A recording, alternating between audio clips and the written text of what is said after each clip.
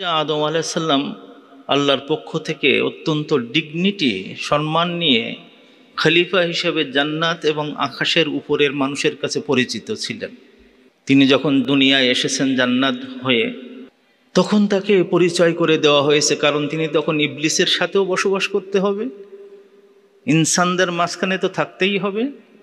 তার সাথে ইবলিসের বিশাল বাহিনী থাকবে যাদেরকে জিন বলা হয়, তাদের একটা বড় অংশ থাকবে। তার মাঝখানে যখন আদম আলাইহিস সালামকে পরিচয় করে দিচ্ছেন আল্লাহ তাআলা, এইভাবে বলে দিচ্ছেন যে ওমা খলাকতুল জিন্না ওয়াল ইনসা ইল্লা লিয়াবুদুন, আমি জিন এবং মানুষকে সৃষ্টি করার একটাই উদ্দেশ্য রেখেছি, তারা আমার আব্দ হবে, তারা আমার কথা শুনে চলবে, তারা স্লেভের মতন অবস্থা হবে, কমপ্লিট সারেন্ডার তারা করবে, সাবমিট করবে there will to the will of Allah সুবহানাহু ওয়া তাআলা।